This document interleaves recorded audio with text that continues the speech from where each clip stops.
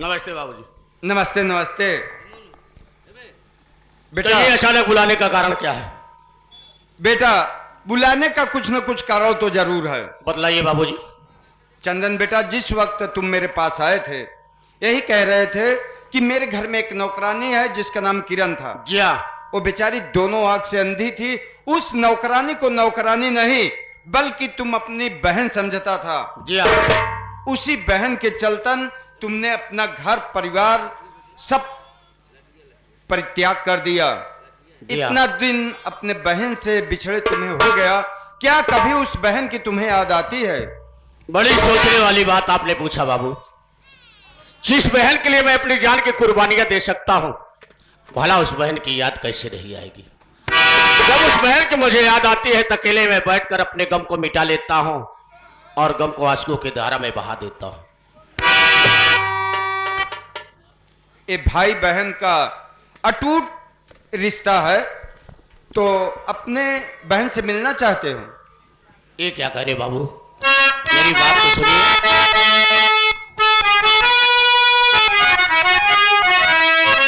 अरे है कहां पर किरण में अंधी बहे, अरे कर कृपा बाबू मुझको दिखा दीजिए, हाथ जोड़ो मत पैया पड़ो आपके,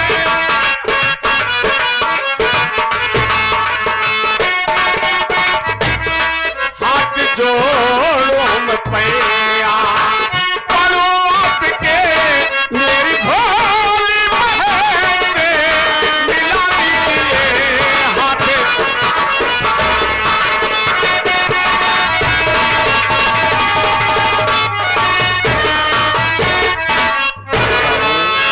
अगर आप मेरी अंधी बहन को जानते हैं तो एक बार उस बदनसीब बहन से मुझे मिला दीजिए बाबू, जिसे देखने के लिए मेरी आंखें वर्षों से तरस रही है।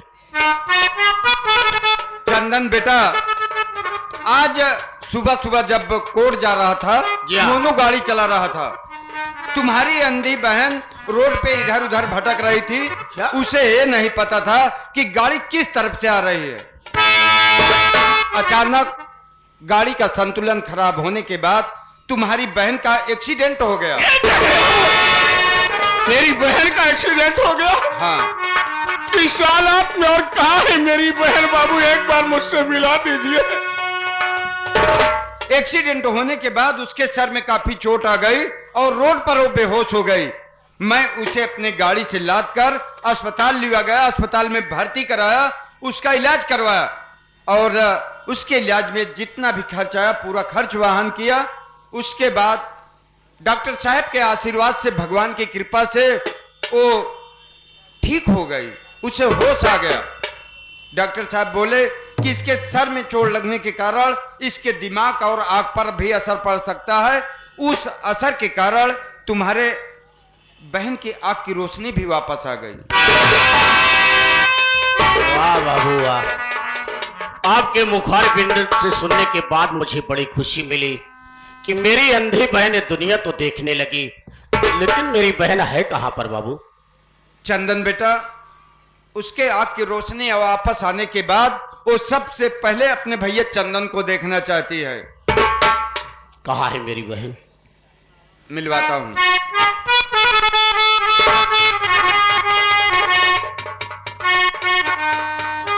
बेटी किरण,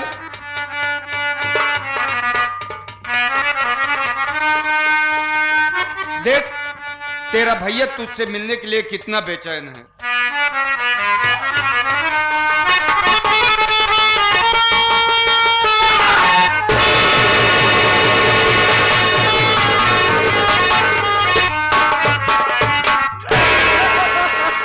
रो रही काहे के लिए पगली?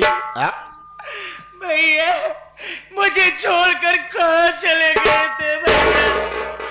मैं तुझे छोड़कर कहीं नहीं गया था बहन। ये मेरी दुर्भाग्य है कि सिर्फ मैं तुमसे दूर हो गया था। तो मेरे जिगर का टुकड़ा है, मेरे पास हमेशा हर सांसों में रहती है। लेकिन आज तुझे देखने के बाद मुझे बड़ी खुशी मिली कि मालिक की कृपा से तू ये दुनिया देखने लगी। हाँ भैया, आज ये देखिए आप कि लोग तुम्हारी बहन को अंधी कहकर बुलाते थे, लेकिन आज भगवान का ऐसा चमत्कार, ऐसा आशीर्वाद लगा कि मेरे दोनों आंख में रोशनी वापस आ गई। अब तुम्हारी बहन को कोई अंधी कह के नहीं बुलाएगा भैया। जिया, लेकिन भैया क्या बात है बहन? मैं एक बात कहना चाहती हूँ भैया। बोलो क्या बात है? मैं सूरज को ढूंढने जा रही थी और मैं समझ नहीं पाई और मैं गलती से गाड़ी के सामने चली गई भैया, मेरा एक्सीडेंट हो गया। ये तो मुझे मालूम हुआ कि तेरा एक्सीडेंट हो गया, लेकिन तू किस सूरज की बात कर रही है? भैया सूरज नाम का एक लड़का है भैया, और बहुत अच्छा है, लेकिन अगर मैं बताऊंगी तो आप मेरे को नाराज हो जाएंगे। अगर तू बताएगी नहीं बहन तो मुझे मालूम कैसे होगा? अगर नहीं बताऊंगी तो आप जान नहीं पाएंगे। जिया, भैया मैं बोल बहन बोल। मैं उसी सूरज से प्यार कर जी में आता है कि तेरा गला दाब कर इसी जगह पर मार डालूं। जिस वक्त मैं घर से निकल रहा था तुमसे एक बात कह के आया था कि दुनिया का हर गम अपने सीने में छिपा लेना, दुनिया की हर मुसीबत अपने सर पर उठा लेना, लेकिन मेरे जाने के बाद मेरी मर्यादा को बचा के रखना। लगता है कि तूने मेरी मर्यादा को मिट्टी में मिला दिया। भैया आप बिल्कुल ठीक कह रहे हैं भैया। आप क्या, कोई भी बाप कोई भी भाई ये नहीं चाहता कि मेरी बहन मेरी बेटी गलत रास्ते पे चले, लेकिन भैया मैं जिस रास्ते पे आई हूँ बहुत सोच समझ के, और वो रास्ता मेरे लिए बहुत अच्छा है भैया। आप सूरज का नाम सुनते ही भड़क गए, गुस्से में हो गए। भैया सूरज बहुत नेक इंसान है, बहुत अच्छा है भैया। सूरज ने मेरे साथ इतना बड़ा एहसान किया है भैया, इतना बड़ा एहसान किया है भैया कि जब से मैं सूरज से प्यार की कभी मुझे एहसास नहीं हुआ कि मेरे आंख में रोशनी नहीं है। तो एहसान कौन सा ऐसा किया है जिसके लिए तू इतना परेशान है? बता मुझे। एहसान जानना चाहते हैं भैया? यहाँ सूरज ने मेरे साथ इतना बड़ा एहसान किया है भैया कि अगर मैं अपनी गर्दन कटा दूं तभी सूरज का एहसान नहीं चुका सकती भैया। सफाई देना बंद कर। सबसे पहले बता कि वो एहसान क्या है? भैया वो एहसान यही है, आज उसी सूरज की देन है भैया, आज उसी सूरज की देन है कि तुम्हारी बहन अंधी किरण आपकी आंखों के सामने है। अगर आज मैं सूरज से प्यार ना की होती, अगर सूरज मेरे साथ ना होता, तो आज यही तुम्हारी बहन किरण बनारस के मशहूर चंपाबाई के कोठे पे रहती। तो कौन ऐसा हरामजादा है जिसने मेरी बहन को चंपाबाई के कोठे पर पहुंचाया है? एक बार साले का नाम बता दे बहन, मैं साले का खून पी जाऊंगा। बोल कौन है? जानना चाहते हो ना भैया कौन है? भैया एक आदमी है जिसका नाम सुल्तान सिंह है, और चंपाबाई कोठे वाली। सुल्तान सिंह का काम है कि गरीब की बेटी हो चाहे अमीर की बेटी हो, बहला फुसला करके पैसे की लालच दे करके अपने साथ लिवा के जाता है, चंपाबाई के कोठे पे बेच देता है। और चंपाबाई का काम यह है कि उसे धंधा करवाती है, मुजरा करवाती है, उसकी बोली लगवाती है। एक बार मैं भी सुल्तान सिंह के चंगुल में फंस गई, मुझे आज जबरदस्ती उठा ले गया और चंपाबाई के कोठे पे बेच दिया। चंपाबाई मुझे देखते ही मेरा सौदा कर दिया, बोली लगवा दिया कि मेरे साथ जो भी सारी रात बिताएगा मुंह मांगी कीमत देगा। और सूरज भी ना जाने कहां से खबर पा गया, सूरज अपना भेष बदल करके कोठे पर आ गया, और जब मुझे सूरज देखा तो पहचान गया तो मेरी किरण है। सूरज मुझे रात ही रात वहां से लेके भाग निकला, काफी दूर तक आई, मुझे थकाई लग गई, भूख लग गई। मैं सूरज से बोली कि सूरज मुझे कुछ खिलाओ, नहीं मेरी जान निकल जाएगी। सूरज मुझे खाना लेने खातिर गांव में चले गए। काफी समय बीत गया, सूरज वापस लौट कर नहीं आए। मैं सोची कि सूरज नहीं आएंगे, मैं ढूंढने चली जाऊं।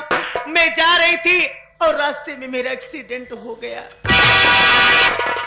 वाह मेरी बहन, उन्हें जिससे मोहब्बत की है, सच्ची मोहब्बत की है, और इंसान नहीं हो तो तेरी जिंदगी के लिए भगवान बनकर आया है, जिसने तेरी आबरू को बचाया है।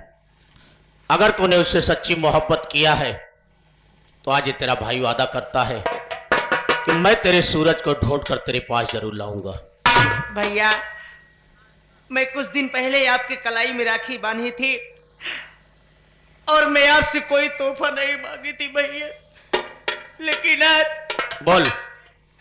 आज आपकी बहन आपके सामने अपनी आंखों में आंसू गिरा करके हाथ जोड़ करके कह रही है, भैया अगर राखी की बनाई मुझे कुछ तोहफा देना चाहते हो भैया, तो मेरे सूरज को लाकर मेरे पास कर दो।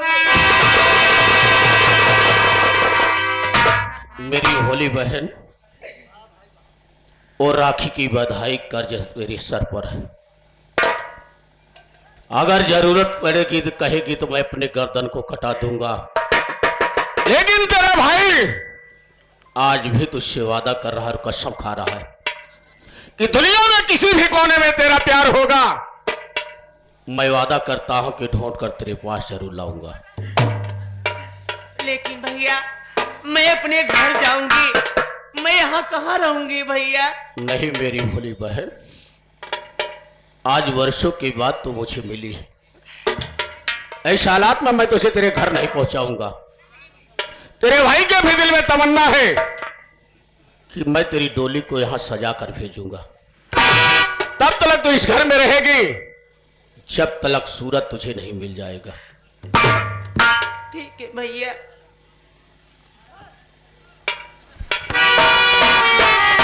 बाबूजी, बताइए बेटा। आज वर्षों के बाद मेरी बहन मेरी नजरों के सामने आई। वो अपने घर जाना चाहती है, लेकिन मेरे भी दिल में तमन्ना थी कि मैं अपनी बहन की डोली सजाऊंगा, दुल्हन बनाकर उसके ससुराल पहुंचाऊंगा। मैं आपसे हाथ जोड़ता हूं कि कुछ क्षण के लिए मेरी बहन को यहां पर रहने दीजिए। जब सूरज मुझे मिल जाएगा तो मैं इस घर से खुशी खुशी अपनी बहन की विदाई करूंगा। बेटा चंदन, इसमें पूछने की कोई बात नहीं है। जैसे तू मेरा बेटा वैसे मेरी बेटी किरण। जब तक सूरज नहीं मिल जाता है तब तक अपनी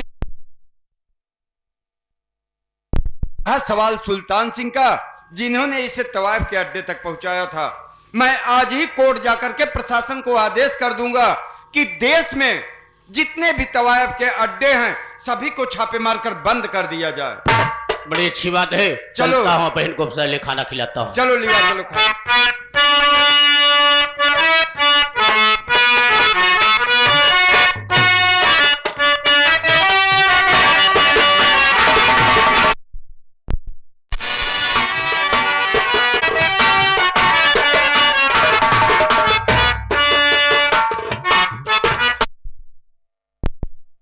मैं कहाँ चली गई? अब मैं कहाँ जाऊँ? आगे बस्ती दिखाई दे रही है। मैं चलती हूँ, अपनी बेटी को खोजती हूँ और भोजन का भी इंतजाम हो सकता है हो जाए।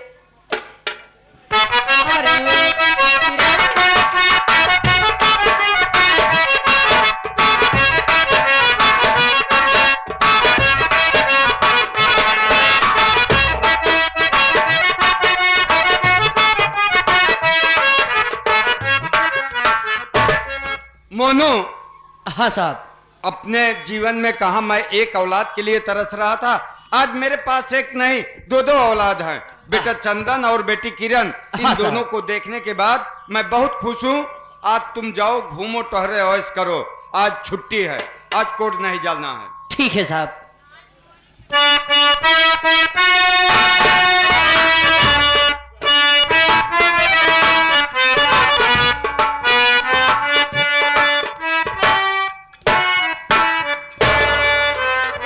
कोई नहीं भैया। हाँ भैया, मुझे बहुत जोरों से भूख लगी है भैया, अगर कुछ हो तो खिला दो भैया, मैं चली जाऊंगी यहाँ से। पहले सोचा जितना है भूखा पियासा सब यही घरे आवा था। नहीं भैया, ऐसा मत बोलो भैया। आज 4 दिन से खाना नहीं खाई हूँ भैया, कुछ तो खिला दो भाई। माता जी आप रोइए नहीं माँ, अगर आपको भूख लगी है, प्यास लगी है मैया, तो मैं पानी भी पिलाऊंगा और खाना भी खिलाऊंगा माँ। आपको बहुत बड़ा एहसान होगा भैया। माँ उठिए माँ, आप ऐसी क्यों कर रही है माँ? क्यों मुझे नरक में डाल रही हो माँ? अरे माँ, कदमों के नीचे जन्नत होती है, स्वर्ग होती है माँ, क्यों मुझे नरक में डाल रही हो माँ? आप यही खड़े रहिए माँ, मैं जा रहा हूं अपने साहब से 2 बातें करके आ रहा हूं। साहब क्या बात है मोनू? आपसे मैं कुछ कहना चाहता हूं साहब। बताओ। एक बूढ़ी माँ आई है और बहुत जोरों से प्यास लगी है उनकी, और बहुत जोर से उनकी भूख लगी है साहब, और प्यास के बगैर वो तड़प रही है साहब। आपके दरवाजे पे ढेर सारे भिखारी आए और कुल भिखारी के आप यहां पर खाना और भोजन, पानी, दाना, रहना सब कुछ दिए। मैं आपसे रिक्वेस्ट हाथ जोड़ता हूं साहब, बूढ़ी माँ से आप मिलिए, आप उनको खाना और पानी दीजिए बाबू साहब। अरे मोनू, इसमें मुझसे आदेश लेने की कोई जरूरत नहीं थी। तुम्हें चाहिए था कि तुम उसे भोजन करा देते और पानी भी पिला देते। अगर ऐसा तुमने नहीं कर पाया तो जाओ, आदर पूर्वक सम्मान सहित उसे मेरे पास लिवा के आओ। ठीक है जाओ। साहब। माँ बोलो बेटा। चलो माँ, हमारे साहब जी मान गए माँ, चलिए आपको खाना और पानी हमारे साहब खिलाए पिलाएंगे। आइए माँ, साहब से मिल लीजिए।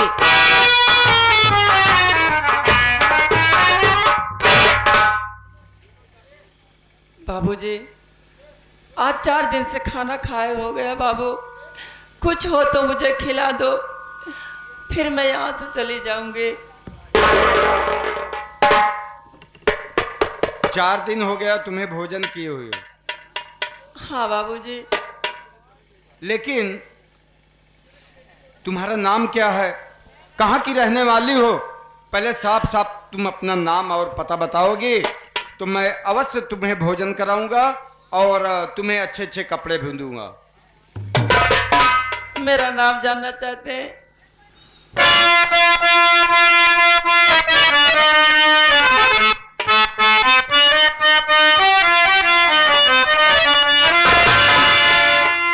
नाम है पार्वती माधो,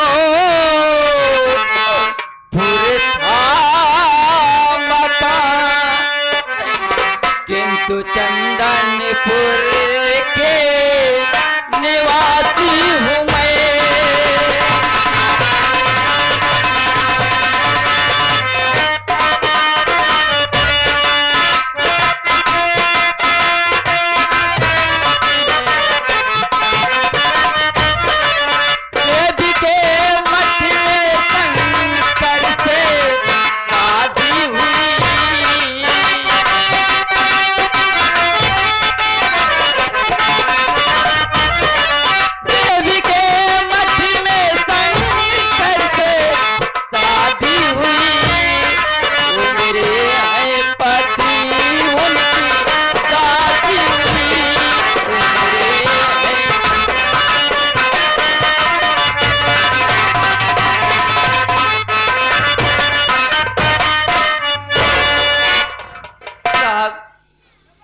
मेरा नाम पार्वती है, मेरे पति का नाम शंकर था और हम दोनों माँ के मंदिर में शादी किए थे।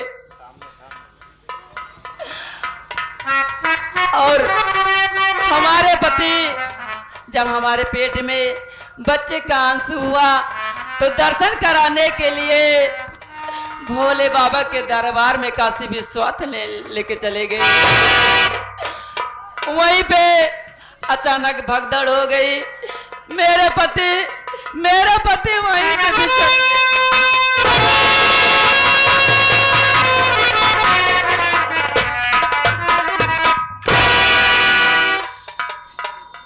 लेकिन आप क्यों रो रहे हैं? पार्वती, मैं कोई और दूसरा नहीं, मैं ही हूं तुम्हारा पति शंकर लाल। आप झूठ बोल रहे हैं। देख, मेरे भी हाथ में शंकर पार्वती लिखा है और तुम्हारे।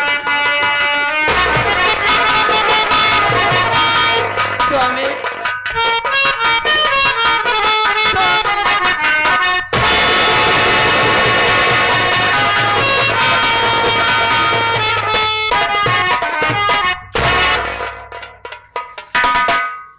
लेकिन पार्वती, जिस वक्त तुम मुझसे बिछड़ गई थी तब तो पांव की भारी थी ना? हाँ स्वामी, पाँव की भारी थी। स्वामी, जब आप बिछड़ गए मैं चंदनपुर गांव में चली आई स्वामी, और वहां पे रहने लगी। और मेरे कोख से एक बच्चे ने नहीं, 2 बच्चों ने जन्म लिया स्वामी। 2 बच्चों? एक बेटा और एक बेटी हुई। पार्वती, कहाँ हैं अपने बच्चे? स्वामी, दोनों बच्चे पैदा हुए स्वामी। कुछ दिन बीता, मैं खुशी के मारा पागल हो गई कि मैं बच्चों को दर्शन भोले बाबा कमाई करा आती हूँ। वहीं चली गई काशी विश्वनाथ दोनों बच्चों को लेकर स्वामी। वहाँ अपना बड़ा बेटा चंदन वहाँ हमसे बिछड़ गया स्वामी। बहुत ढूंढी लेकिन कहीं नहीं पता चला। किरण बेटी साथ रहती थी, मेरे खातिर दवा लाने जा रही थी स्वामी, उसका भी रोड एक्सीडेंट हो गया। वो तो बच गई स्वामी, लेकिन वो दोनों आँख की अंधी हो गई स्वामी। बस पार्वती बस, अब कुछ भी मत बताओ, मैं सब कुछ जानता हूँ। बेटा चंदन और बेटी किरण अपने सगे औलाद होते हुए भी परमात्मा ने मेरे दोनों आंख में पट्टी बांध रखी थी। मैं आज तक ये नहीं समझ सका कि बेटा चंदन और बेटी मेरे सगे औलाद हैं। स्वामी, मेरा बेटा बेटी आपके पास है? हाँ पार्वती, अपने बेटे और बेटी दोनों अपने साथ हैं। कहाँ पर है स्वामी? बुलाओ ना। घबराओ नहीं, मैं बेटा चंदन और बेटी किरण को दोनों को बुलवाता हूँ। मोनू, साहब जी। जाओ मेरे बेटे चंदन और मेरी बेटी किरण को बुला लाओ। ठीक है साहब।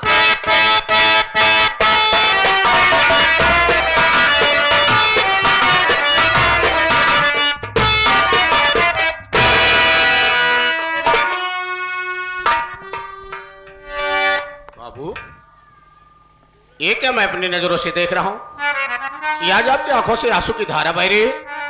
क्या आपकी तबीयत नहीं ठीक है बाबू? क्या बात? मेरी तबीयत बिल्कुल ठीक है बेटा। आज तुम दोनों को देखने के बाद मुझे इतनी अपार खुशी मिली कि मैं उस खुशी को बर्दाश्त नहीं कर सका। मेरे आंखों में आंसू आ गए और कोई बात नहीं है। अरे बाबू, ये खुशी के आंसू तो उस वक्त बहने चाहिए जिस वक्त हम लोग आपके पास आए थे। आज आप कोई राज मुझसे छिपा रहे बाबू। आज आपको मेरी कसम है, आपको सच बताना होगा कि आंसू का कारण क्या है। चंदन बेटा, कोई भी इंसान कोई राज अगर अपने बच्चों से नहीं बताएगा तो किससे बता सकता है? चंदन बाबू, जिस वक्त तू मेरे पास आया था तो यही कह रहा था ना कि मेरे बाबूजी थे, उन्होंने कहा कि तुम मेरे सगे औलाद नहीं हो। तुम्हें काशी विश्वनाथ मंदिर में परुआ पाया था। जा निकल जब मेरे घर से, तेरी परवरिश किया हूं, तेरा पालन पोषण किया हूं, तुझे पैदा नहीं किया हूं। हाँ बाबू। लेकिन चंदन, तुम्हारी सगी माँ भी है क्या? और तुम्हारे सगे पिताजी भी हैं। और तुम्हारी सगी बहन भी है। ये क्या कह रहे हैं बाबू कि मेरी माँ भी है, मेरे पिताजी और मेरी बहन है? हाँ, आज मैं तुम्हारे माता पिता और तुम्हारी बहन से तुमको मिलवाता हूँ, तुम्हारे पूरे परिवार वालों से तुमको मिलाऊंगा। वाह बाबू, क्या इस बदनसीब की किस्मत में यही दिन देखने के लिए लिखा है परमात्मा कि जो मुझे अपने बेटे के सरीके पालता और पोसता है, प्यार देता है, वो इंसान एक दिन अपनी नजरों से दूर कर देता है। बस चंदन, ऐसी बात अपने जबान से मत निकाल। अभी तक तो मेरे नजरों से बहुत दूर था, लेकिन अब कभी मेरे नजरों से दूर नहीं हो सकता है। ये तो असंभव है बाबू। अगर मेरी माता और पिता, मेरी बहन इस दुनिया में सलामत है, जब वो मुझे देखेंगे तो अपने साथ में लिवा कर चले जाएंगे बाबू। जिस वक्त मैं आपको छोड़कर जाने लगूंगा,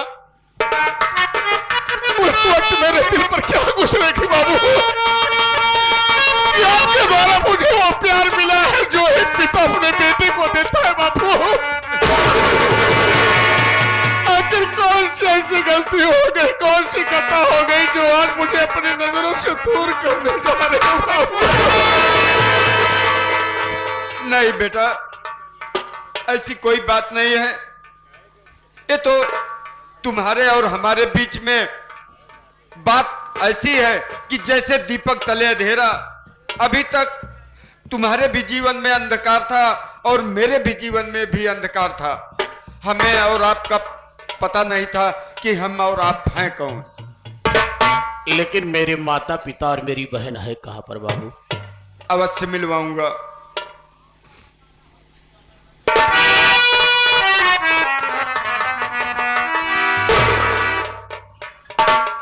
बाबूजी क्या बात है? मैं इतने दिन से आपके घर में रह रही हूँ, लेकिन कभी आपकी आंखों में आंसू नहीं देखे। लेकिन आज क्या बात है कि आपकी आंखों में आंसू बह रहे हैं? बात क्या है बताइए। बेटी, तू यही कहती थी ना कि घर में मेरी बूढ़ी माँ है, हाँ जिसका नाम पार्वती है। हाँ, और मेरे घर में कोई नहीं है। नहीं बेटी, तुम्हारे घर में तुम्हारी माँ है, तुम्हारे पिताजी हैं, तुम्हारे भैया हैं, तुम्हारा पूरा परिवार है। अरे ये आप क्या कह रहे हैं? मैं अपनी माँ के साथ रहती हूँ, ना तो मेरे पापा है ना तो मेरे भैया है, और आप ये क्या कह रहे हैं? और फिर मुझे नहीं मालूम है तो आपको कैसे मालूम है कि मेरे पापा हैं? बताइए। मैं सब कुछ बताऊंगा और तुम्हारे पापा और तुम्हारे मम्मी, तुम्हारे भैया से तुमको मिलवाऊंगा भी। ये आप क्या कह रहे हैं? कहाँ है मेरे पापा? कहाँ है मेरे भैया? कहाँ है?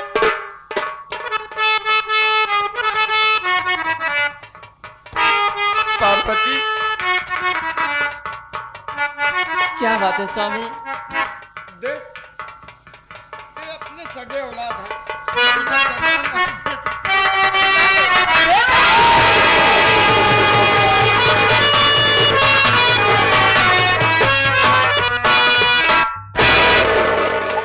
पापा पापा पापा हम लोग को छोड़कर कहाँ चले गए थे?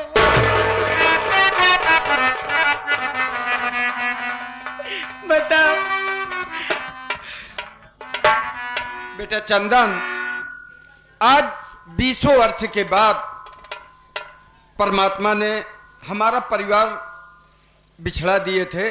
आज 20 वर्ष का बिछड़ा परिवार फिर से मिल गया। इससे बड़ी अपार खुशी और क्या हो सकती है? लेकिन पापा पापा आप नहीं थे, भैया भी नहीं थे, माँ बीमारी एकदम टूट गई है पापा। हाँ मैं बेटी, बहुत दवा इलाज कराई लेकिन कोई दवा सूट नहीं कर रही थी पापा। बेटी, मुझे मालूम है कि तुम्हारी माँ बहुत बीमार थी, इसीलिए एक ही मीटिंग भोजन करती थी, शाम को भोजन नहीं कर पाती। पापा अभी तरीके से इलाज करा दीजिए, माँ ठीक हो जाएगी। इलाज भी कराऊंगा और अच्छा अच्छा भोजन भी खिलाऊंगा। अरे स्वर्ग से सुंदर, अरे सपनों से प्यारा, अपना घर द्वार। स्वर्ग से सुंदर, सपनों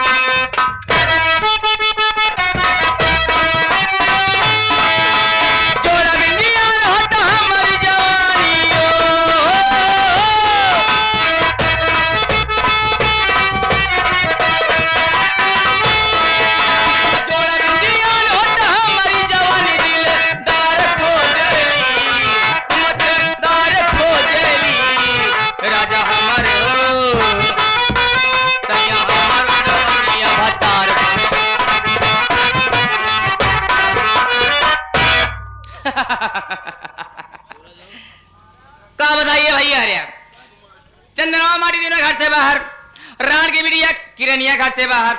अब घर में रह गया है हमार सेठ, जे के निकला बजा हुआ हंस साबुन लगाए के। अगर यही माटी देवना मर जाता है ना तो सारी दौलत के हम मालकिन हो जाए। कबो कबो जी में आवत कि खाना बनाई, वही खाना में जहर डाल दे, अपने सेठ के दे दे और खाई ले, उनके राम नाम सच।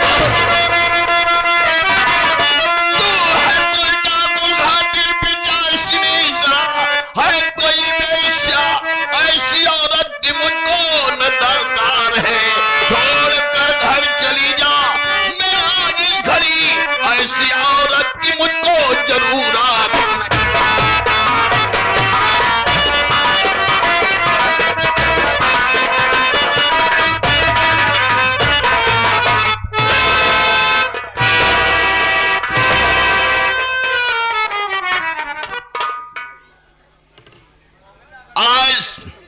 तेरी सारी बातों को मैं अपने कानों से सुन लिया, अगर ना सुना होता तो मुझे विश्वास रहता। लेकिन सेठ जी आप का सुन ले साबुन लगा के? साबुन लगाए के जब देखो तब साबुन लगाए के, ना नवरातन देखेगी ना मरपक देखेगी। है? तेरी सारी बात अपने कानों से सुना। तू पड़ोसन के यहाँ जाकर के कह रही थी कि घर से चंदन बेघर हुआ, किरनिया भी घर से बेघर हुई, अब बच्चे हैं हमारे सेठ। सेठ को खाने में जहर मिला के दे दूं, इनका काम तमाम हो जाए। हरामजादीन आज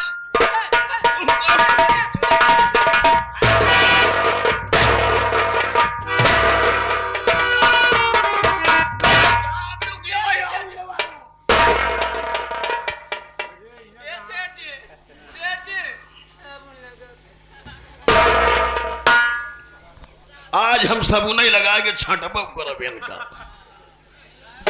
क्या बताऊं साथियों, हम इस हरामजादिन के कहने पर चंदन बेटा को घर से बेघर किया, अंधी नौकरानी थी किरण को घर से बेघर किया, और इसकी बातों को सुना।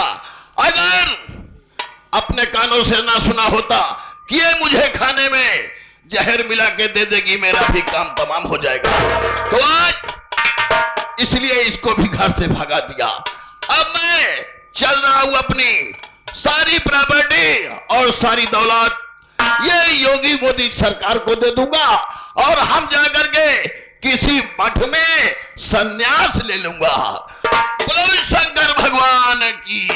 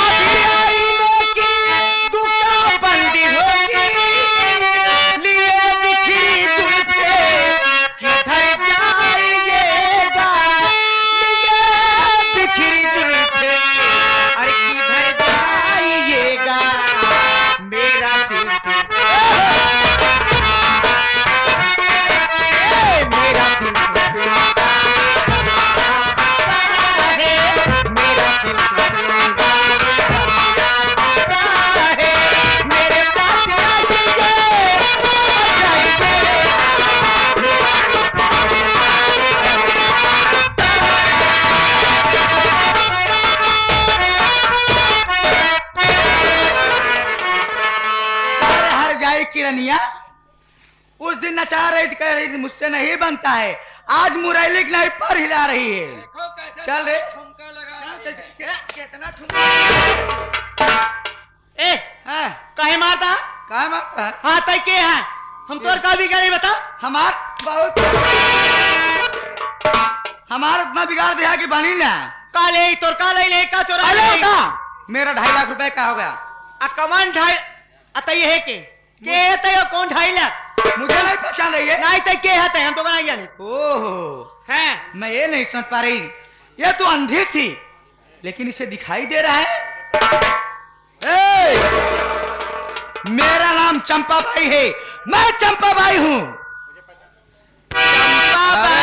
छोकरी तो साले मुझे भी पहचानती होगी ना? तय के यार तय के तार साले होश में होश में बात करने का रे है। मैं वही सुल्तान सिंह हूँ। अच्छा सुल्तान अरे हमारा 1.5 लाख रुपया ला रे। अच्छा तो तैन वही सुल्तान सिंह जो ने कहते जबरदस्ती करे रंडी खिया लग रहे ना होश में बोली तय कौन रंडिस कम यहाँ रे? सुने रंडी सर सुन चूहा पहले हाँ। हमारे आखिस दिखात नहीं है तब हम बर्दाश्त करे हैं नहीं तो क्या करबे? वेद कहते सहे है हाँ। लेकिन अब हाँ। अब हमारे आखिस दिखात बा हाँ। ज्यादा दिमाग जी खराब क्या करे करे? हमारे ऊपर हाथ ना छोड़े बता देता ही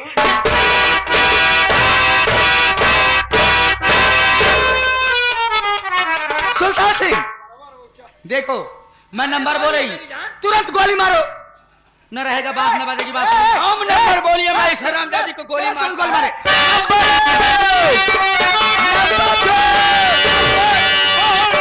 किरण को अपने बेशरम दे छोड़ मेरी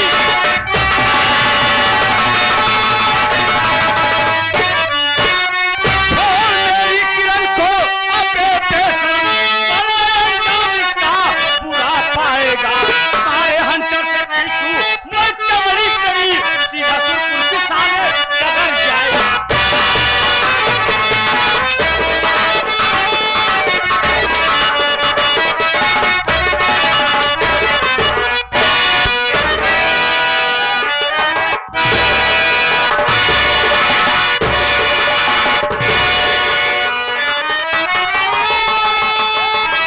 रंडा नहीं तो खूब मारत नहीं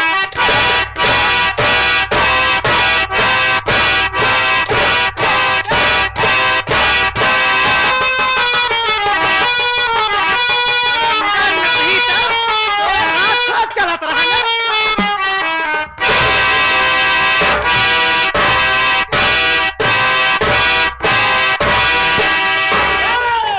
अरे फाड़ जाए टंगिया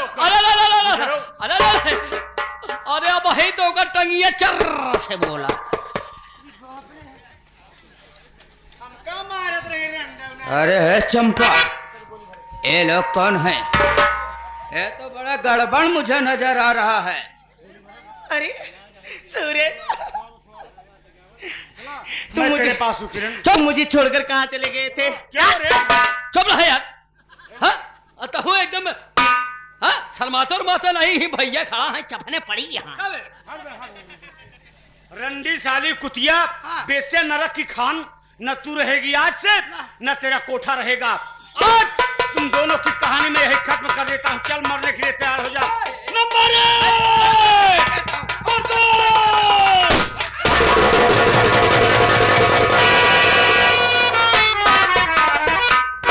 हाँ साथियों, ये रही Vimal Sangeet party, master Umashankar Yadav ji, manager Bharatlal Patel ji and party द्वारा खेला गया तमाशा उजड़ा परिवार, अभागन लड़की उर्फ घूंघट और घुंघरू। बोलिए दुर्गा मैया की।